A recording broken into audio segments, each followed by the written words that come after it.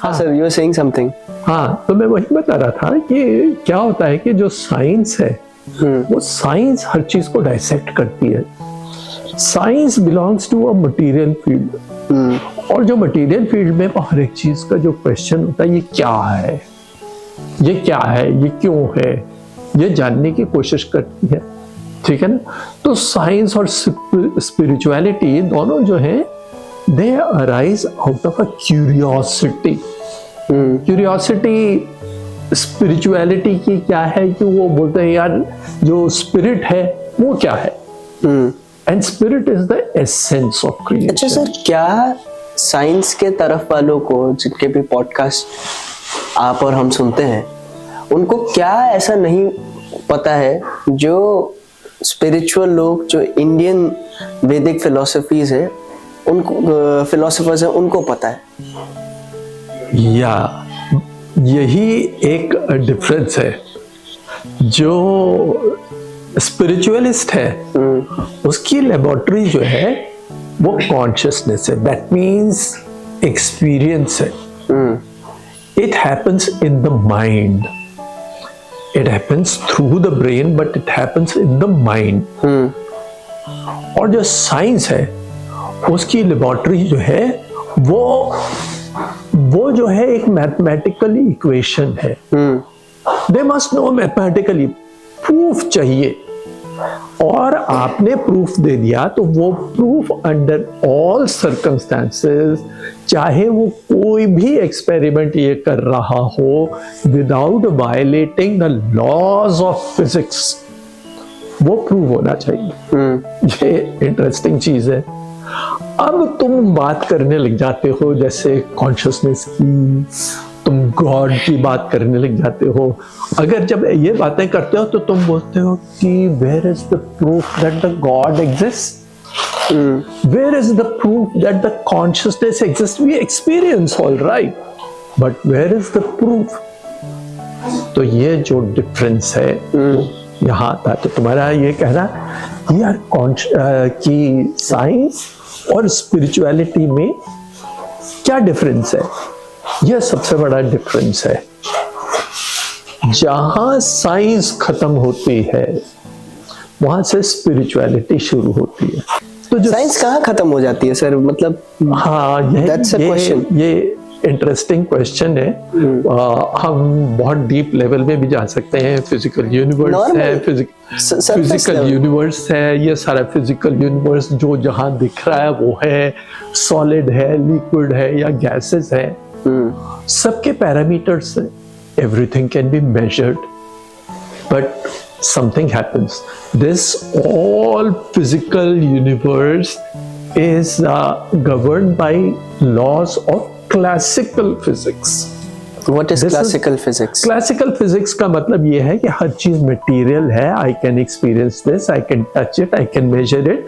If this pillow is lying here, or the sofa is lying here, or you are sitting here, you are sitting here. I know it. However, there is another branch of the physics, and that is known as quantum physics. So quantum physics deals with subatomic particles. मैंने बोला ये रहा मेरा neutron proton pair, जिसे हम nucleus कहते हैं, इसके चारों ओर इलेक्ट्रॉन घूम रहा है।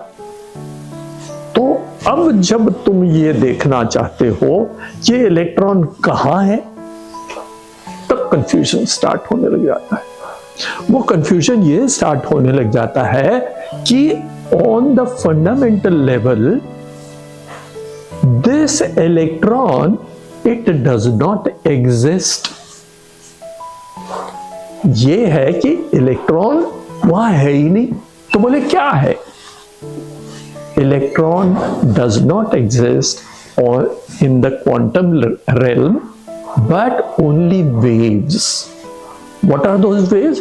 These are waves of probability. कहाँ है इलेक्ट्रॉन?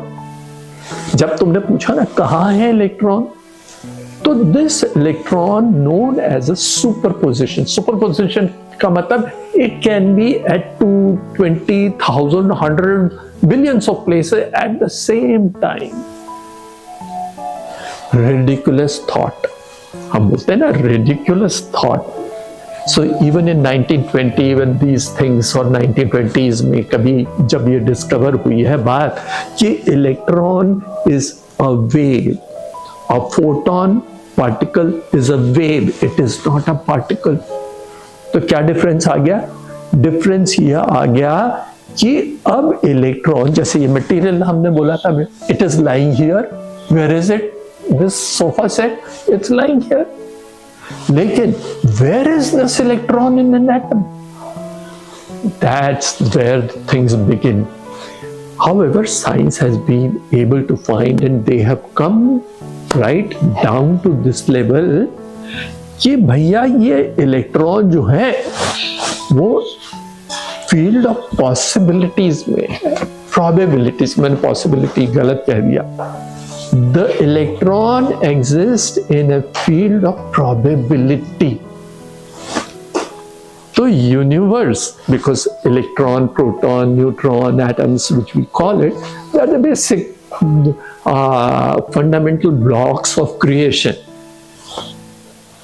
जो इलेक्ट्रॉन है या पार्टिकल है, जब हमने कहा वो प्रोबेबली यहां है, तो क्या डिफरेंस हुआ? डिफरेंस ये हुआ कि क्वांटम लेवल पे यूनिवर्स जो है is probabilistic, it is not definitive. देखो ना कितना बड़ा डिफरेंस आया, डेफिनेटिव. तो बोले यार ये ऐसा होता क्यों, ये हुआ कैसे कि वो प्रोबेबिलिटी जब मैंने देखी, ऑब्जर्व करी, नोट करी, तो मुझे इलेक्ट्रॉन दिख गया. So you mean to say this world is a lie? In a way, it will be premature for you, but if I want to say yes, the entire universe is nothing but an illusion. अब देखो कितनी interesting बात है. हाँ, मतलब देखो जब ये डिस्कवर हुआ that electron is not a particle, but electron is a wave. They call it wave function, which is defined by Schrödinger. अब उसमें मत जाना भैया, अभी Schrödinger equation. So बुद्ध ने जो कहा सर कि ये जगत एक मिथ्या है, यही साइंस भी कह रही है. जी हाँ, यही कह रही है. वेदों में क्या गया? जगत मिथ्या ब्रह्म सत्यम. जगत मिथ्या ब्रह्म सत्यम. इससे पहले कि हम ये बात करें, मैं इसके एक बहुत ही इंपॉर्टेंट चीज जिससे कॉन्सेप्ट तुम्हारा क्लियर हो जाएगा, वो मैं बताना चाहता हूं. वो बताना क्या चाहता हूं, जब एक थॉमस यंग करके साइंटिस्ट था, उसने एक्सपेरिमेंट किया.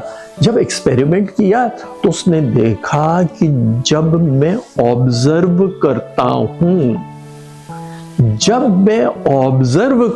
हूं, किस चीज को? अभी शब्दों पे ही इस ऑब्जर्व शब्द को देखना है, इसलिए मैं बार बार रिपीट करना चाह रहा हूं. अच्छा. उसने कहा कि मैं ये देखना चाहता हूं इलेक्ट्रॉन कहाँ है, वेव है या पार्टिकल है. तो उसने इलेक्ट्रॉन गन से जब इलेक्ट्रॉन्स को भेजा, एंड डबल स्लिट एक्सपेरिमेंट है जिसके बारे में अभी हम फंडामेंटली बता दे रहे हैं. तो वो जब भेजा तो उसने देखा कि इलेक्ट्रॉन जो है वो एक तरह का पैटर्न बना रहा है, विच इज कि it is a particle. It's a particle. मतलब जैसे बॉल फेंकी आपने दीवार पे, जब दीवार पे बॉल फेंकोगे तो सीधी जाएगी, और अगर वो किसी स्लिट में से आपने करी, वो जाके सीधे पैटर्न बनाएगी. बोले हाँ जी बिल्कुल बनाएगी. तो बोले देखो जब मैंने ऑब्जर्व किया तो मुझे ये पैटर्न दिखा कि इलेक्ट्रॉन तो पार्टिकल है. अब बड़ी इंटरेस्टिंग सी चीज हुई, और वो इंटरेस्टिंग सी चीज ये है कि जब डिटेक्टर को हटा दिया, there is no one to observe. तो क्या हुआ? देखा कि ये इलेक्ट्रॉन जो इससे निकल के गया था स्लिट्स के बीच में, वो creating a wave pattern. Because जो दीवार जहां एक स्क्रीन है उसके ऊपर जाके वो लग रहा है, तो वो एग्जैक्टली जैसे वेव्स होती हैं, पानी की वेव्स होती हैं, वैसे वो जाके पैटर्न बना रहा है. every scientist was puzzled. It was realized that fundamentally, truth is how the truth is changing now. Fundamentally, in the 20s, it was already established that electron behaves like a wave. तो वो जमाना था Einstein का. Finally, Einstein से यार ये तो बेवकूफी बात है. How can it be that the particle is at several places at the same time? Nonsense.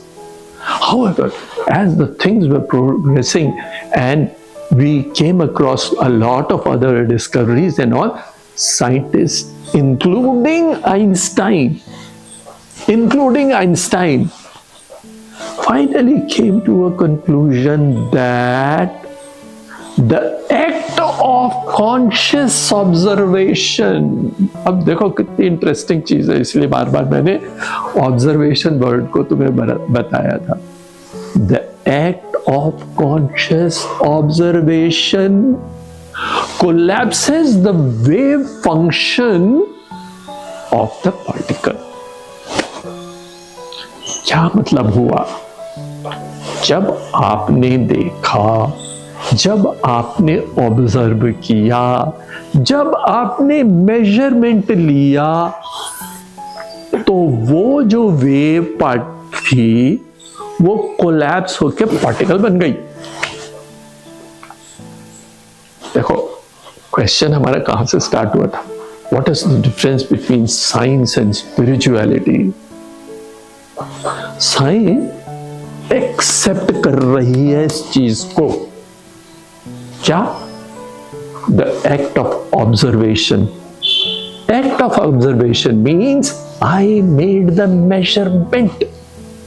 मैंने देखा, मैं कॉन्शियस हुआ, राइट? मैं कॉन्शियस हो गया, और मैं कॉन्शियस जब हो गया तो वेव ना रही, वो पार्टिकल बन गया. वो वेव ना रही, वो पार्टिकल बन गया. फंडामेंटली क्या है? आगे की बातें अभी इसलिए मैं और सर मेरा एक फ्रेंड भी आ रहा है सर, अभी मैंने उसे बुलाया है. हाँ हाँ बिल्कुल. तो मतलब वो भी इंटरेस्टेड था, तो आई सेड कि please. Okay, alright, I got it sir. Let's talk something. नहीं, अब मैं तुम्हें बताऊं. अब देखो कितनी यहाँ जो कंक्लूजन में ये समझो कि क्या हुआ. कंक्लूजन में ये है कि ये स्पिरिचुअलिटी बताती है the act of observation. Science इतना प्रोग्रेस कर गई, अभी तो मैंने तुम्हें यही तक बताया है. Then we start to talk of quantum field theories, we talk of the vacuum state, and we talk of virtual particles which where science has reached. However, science does not know किसने देखा. Who is the observer? वो कौन है जिसने देखा? You understand that? तो यहां आके एक स्पिरिचुअलिस्ट भी कैसा स्पिरिचुअलिस्ट? जो हिंदू है. हिंदू का मतलब जो ब्राह्मण है, जिसने ब्रह्म ज्ञान देखा हो, जो जानता हो कि जगत मिथ्या, ब्रह्म सत्यम, एसेंस ही बस है जो है और कुछ भी नहीं है. The world is Maya. The entire universe is a figment of your imagination in consciousness. Right? अब तुम्हें से ये पूछने लग जाओ सर कॉन्शियसनेस क्या है? तो भैया कॉन्शियसनेस के बारे में फिर और बात करेंगे.